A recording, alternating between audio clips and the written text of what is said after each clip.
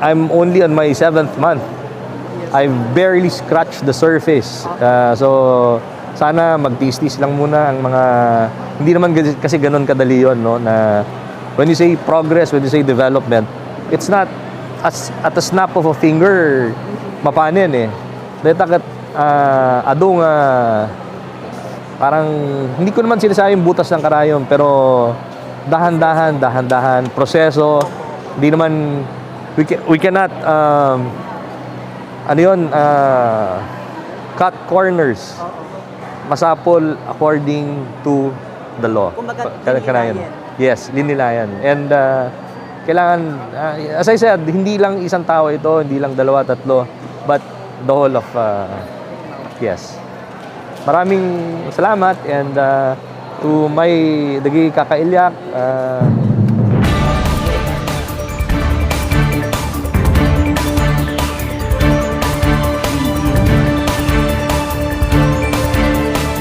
Sa Ika-99 Foundation Anniversary sa bayan ng Curimaw, Ilocos Norte ay may mga iba't ibang libreng serbisyo na naibigay para sa mga mamamayan.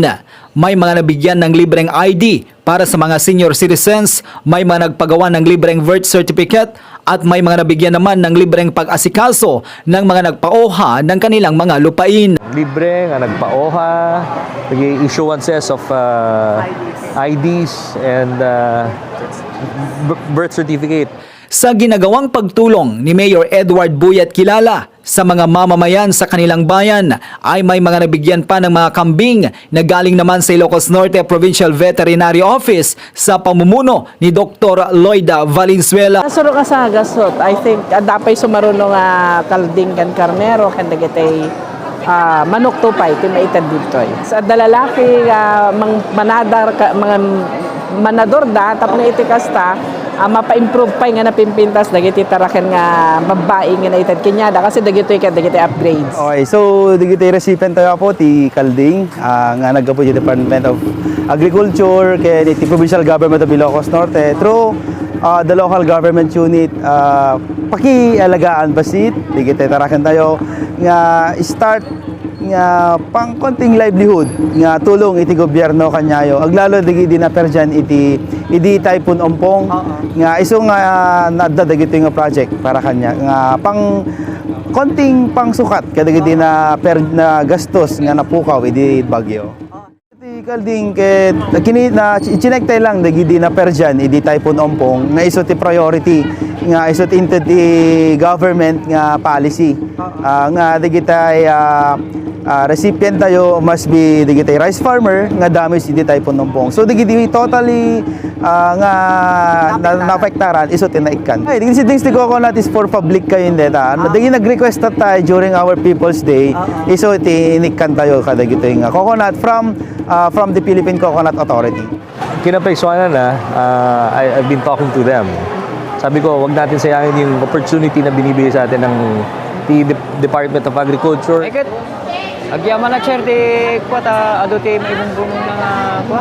May mga naibigay din ng mga coconut seedlings sa mga naapektuhan ng mga nagdaang bagyo sa probinsya na galing naman sa Philippine Coconut Authority. May mga palay hybrid seeds na galing sa Provincial Agriculture Office at may mga colors na naibigay na galing naman sa Bureau of Fisheries and Aquatic Resources para sa mga fish vendors na magagamit nila sa kanilang pagtitinda. Agyaman kami launay ti ato serta adda na itedda apo nga pagyanan tila ko may nga nadumado mga klase ti ikan sir. When sir, dakto nga makatulong kada kami dito sir. Kinapaisuanan na, I've been talking to them. Sabi ko, wag natin sayangin yung opportunity na binibigay sa atin ng Department of Agriculture, BFAR. So let's make use of it nga tama. Taano hantay ba't nga may babain so we can ask for more in the future occasions nga kasla kastoy. Nagsagawa din ng medical mission ang Rotary Club of Lawag Metro Ilocos Norte in cooperation with the Municipal Health Office ng Curimaw. Ayon pa kay Mayor Edward Boyet Kilala, sa susunod na mga buwan ay pwede nang magpagawa ng mga mamamayan ng libreng ID, lalong-lalo na ang mga senior citizens, PWDs at mga estudyante na gawa sa fully vinyl chloride or PVC card upang sa ganon ay mas matibay at matagal gamitin. At ang hiling ng alkalde sa kanyang mga minamahal na kababayan, kapag magpagawa sila ng libreng identification card ay kumuha lang sila ng 1 metrong puno ng malunggay para maitanim nila sa kanilang barangay, at kung saang barangay ang may pinakamaraming maitanim ay may award sa susunod na foundation anniversary ng kanilang bayan. So I forgot to announce earlier na maybe in the next 2 months or 3 months, we will provide DJ Oscar, nakita ko kasi ti problema at dadagay kanayon nga agparami ti IDs na alam mo ginagamit pa rin namin until now is yung kasla paper, di cartolina type, no. Siguro in 2 months and 3 months no ma-acquire min to, ag-provide kam to the DJ IDs nga plastic and libre, of course, yeah, libre. We'll give it to especially the senior citizens, the PWD, lahat ng, in fact, lahat ng residente ng Curimaw na gustong magkaroon ng ID from Curimaw as residents of Curimaw, may kaminto ti libre. Even the students kami makita the ID sila until now, the pala the regular type na di pangkaraniwan. So gagawin PVC? Yes. Although ti idawat ko lang kadagi estudyante. Ti idawat ko, you come here, mangitugot ko ito ti may isang metro nga puon ti marunggay.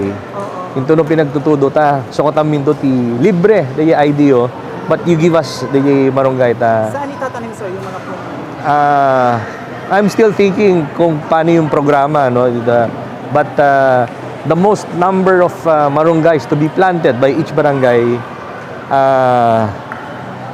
maybe we'll give a price of maybe 50,000 for the most number of marunggay plants to be planted kada barangay. So this is the preparation of centennial celebration of Curimaw? Not necessarily, but siguro yan, no, mabalin mo man ko na, but kasi nakatiwang mga dagdagati Curimaw, bakante, we might as well plant something para maging pakinabang naman sa mga tao. So it's always been my belief na no taga Curimaw ka, no agbisin kanto, basol mon, kinasadot mo detan.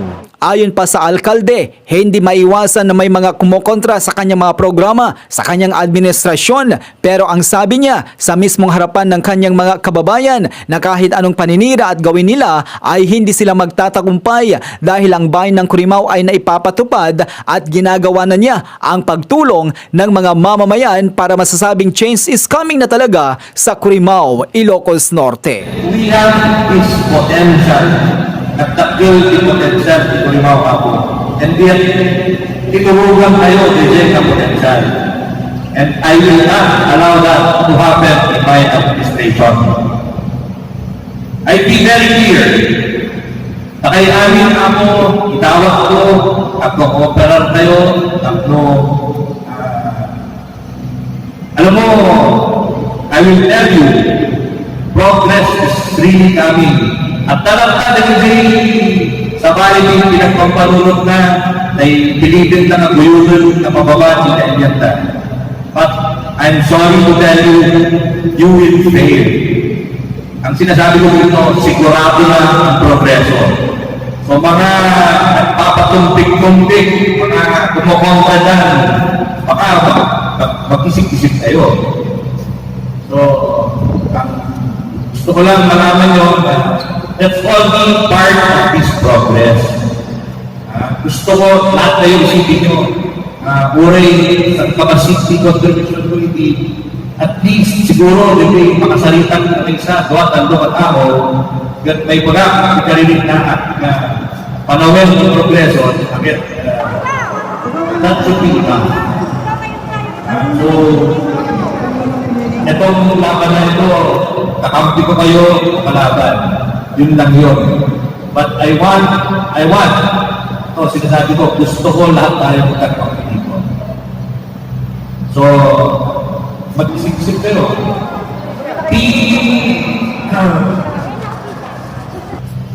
Paano ako, yung mga kagawad nila, they're earning or they're receiving 6,500 pesos a month.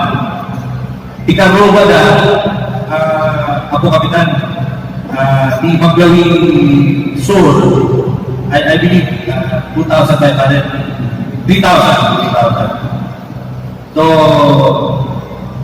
pagpapanulotan tayo ako, siguro napapanahon na. So, bigyan naman natin ng chance ang mga sarili natin na umunlad. Sigurado ako, Betay.